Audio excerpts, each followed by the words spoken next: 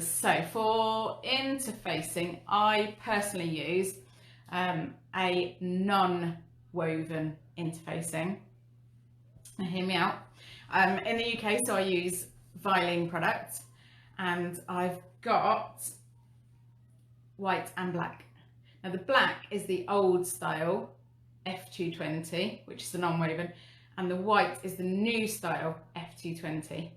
So both are non-woven, and I find they give a slightly more papery, crisper, firmer finish than woven. So it's not quite so natural. Woven interfacing would always give you a more natural feel to it, but I like my finish to be slightly crisper.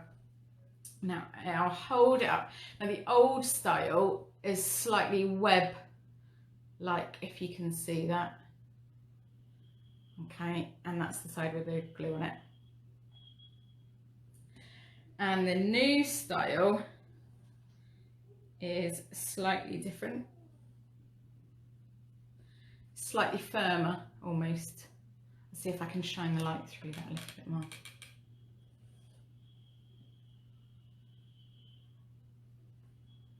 Okay, now the new style ones have just got a real soft feel to them. They've got a real soft, sheeny feel to them. All of the new non-woven products by Vilene are currently being manufactured out of 100% recycled plastic, which is brilliant.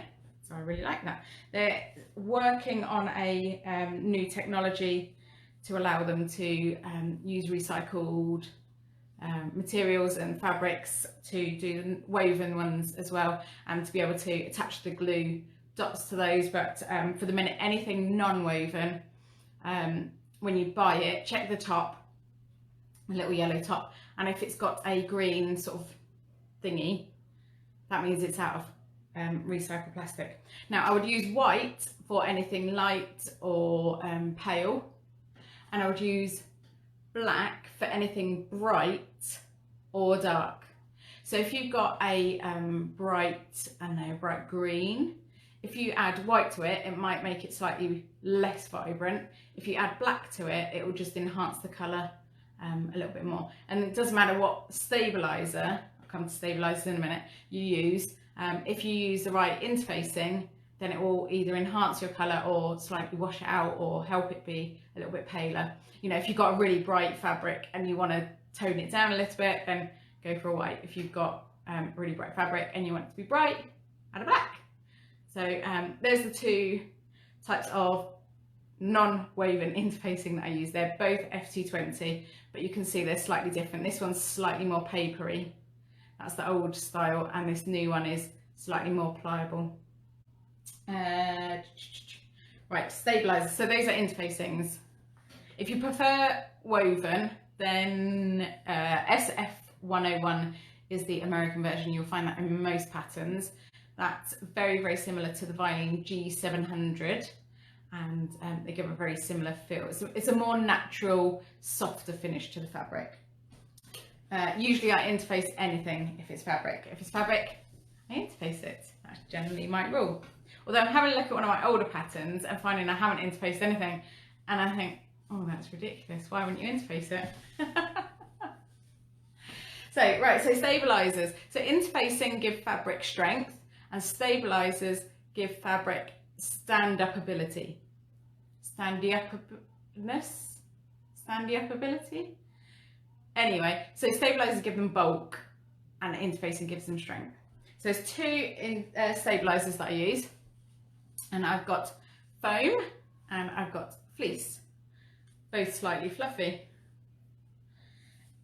So fleece, this is a fusible fleece, and this is the Vilene H640. So it's got dots of glue on one side, and the other side is like a needled fleece kind of finish. If you can see that, it's not particularly thick and fluffy and high loft, but it's good. It's good if you're making a smaller bag, or if you've got a bag that you want a little bit of slouch to it, like a hobo bag, or just something you want a little bit more casual finish to. You don't want it to particularly stand up really firm, then a fleece like that. Okay, and then everything else, there's MasterCard or foam. So I have in the past been a very big advocate for headliner, but we have struggled to get it in a consistent thickness for quite a while now, and the ones that we have been supplied with over time, the bags haven't stood up at all. So I'm going to hold my hands up and say I'm sorry, I was wrong. So now I use Style-vil by Vilene. It's very, very similar to Vilene Soft and Stable or Pellon Flex Foam or Bozal. Now the main difference with this is that all of those that I've just listed, apart from Bozal, all of the sewing versions anyway, have got this, I don't know if you can see that, a knitted finish on both sides with foam in the middle. Well, probably can't see it, probably not going to focus on it. What if I go? No? Okay. Imagine you just saw that, okay. So it's got a knitted finish either side with a foam in the middle. And Vilene Soft and Stable and Pellon Flex Foam have both got those as well. Now that means that if you haven't got a particularly strong machine, choose one of these ones. Your machine will be able to go through it quicker and easier. It won't struggle so much once you get the thick layers together, because your needle will be able to penetrate through the coating, okay, through the layers. The Bozal, I would never, ever, ever use a fusible Bozal because it will always wrinkle no matter what. And I've seen people say to attach interfacing first or to attach the fusible to the lining. Whatever you do, there's gonna be a wrinkle. I've yet to make a bag with fusible without having a wrinkle. So in my mind, it's just not worth the time and the cost, because your fabric is the most expensive thing, isn't it? You want it to look good at the end. You want your fabric to have a great finish. So in my mind, it's worth doing the extra step of sewing it in just to get that good finish. So for that reason, I wouldn't use fusible. But Bozal do a sew-in foam, but it's got a felted finish on both sides. So it's the same with the foam sandwich in between, it's got a felted finish. Now that's fine if you've got a machine like mine, which is semi-industrial and really, really strong. But if you haven't, then once you get 2 or 3 layers together of that, plus your fabric or your faux leather or your interfacing, all of that built up, your machine is going to struggle to get the needle through that, because the felted finish is harder for the needle to penetrate through. Okay, if that makes sense. So if you haven't got a particularly strong machine, go for one of these that's got the knitted finish, such as Style-vil by Vilene, Soft and Stable by Vilene, or Pellon Flex Foam. If you have got a really strong machine, then it's your choice whether you use one of those or you go for the Bozal sewing. They're all, I mean, they're all fairly similar in price really, if you work out the square centimetre or square inch, but it's your personal preference. Personally, I buy the Vilene Style-vil and I buy it by the roll, because it works out about, I don't know, £6 something-ish a metre if you buy it by the roll. But if you don't make bags for a living, obviously that's quite a hefty outlay. So the only other things for interfacing and stabilisers, I've just left them on the onion table here. Just talk amongst yourselves for a minute. La la la, la la la, la la la. Okay. See, preparation is key, and I did prepare by getting them out, but I didn't bring them from there to here. So, okay, so ultra firm fusible stabilisers or ultra firm fusible interfacings. These are what you're going to use if your bag is going to carry any kind of weight or is really large, or you want a sturdy, just if you want to add sturdiness. Okay, so I've got here with me Decovil 1, and this one is it's quite papery, quite firm. It's almost got a feel of leather about it, and this will change your just quilting cotton into feeling a little bit leathery. And this is fusible on one side, you can see the glue there. Okay, so anything, if you've got so for example the bucket tote, because this has got a big wide shape here, we've got a section of ultra firm fusible here, so that when you pick that up and carry it, like that, it doesn't collapse in on itself here. And that's the same on the bowler bag. If you pick it up by the top handle, you don't want that section to collapse in on itself, because it creates something rather unsightly that I like to call bag cleavage.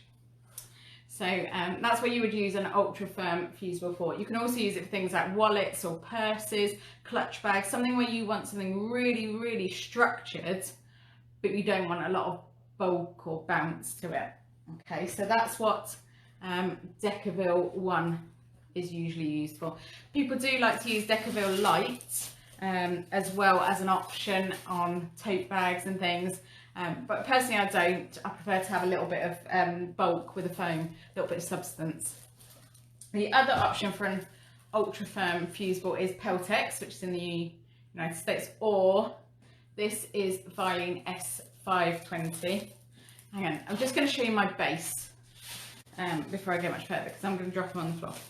So bag base, if you want to add feet to your bag and you want a really sturdy base. Now this is good if you've got a tote bag such as this and you don't want the bottom to sort of fall out as you put any weight into it. I don't know what that is. Saggy bottom, I guess. You don't want a saggy bottom. So you would add a bit of bag base to that if you want. Now you can use the S520, the Decovil, but if you want a really firm bottom, you would need a plastic, and you can use, what's it called? You know, the plastic grid mesh type stuff?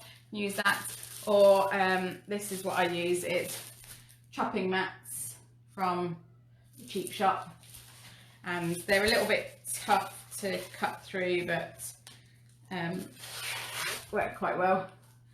I usually put it with the grid side down onto the base, so that once you have got your lining in, you can't feel it. You just feel the nice soft side, and you can punch holes in that quite easily, and you can add feet to your bag. Just gives you a little bit extra sturdiness and those saggy bottoms or bag cleavage. Okay, so that's the base. Now this S520, this is again by Vilene, and I'll hold it up so you can see that's the gluey side there, although the non-gluey side isn't much different. Okay, this is really, really firm. And a bit wibbly. It does crease as well if you turn the bag inside out and outside in and round about too many times, so just be aware of that. It fuses on really nicely and just gives a really firm finish. This is probably our nearest equivalent of Peltex, which they have in the United States. We don't have an exact match, but also they don't have an exact match for this S520, but Lynn introduced me to this, and it's really, really good. I like it. You just need to use it sparingly, you know, like a little bit on the base or a little bit on the sort of cleavage. Okay, so that is interfacing and stabilisers. Are there any questions on those?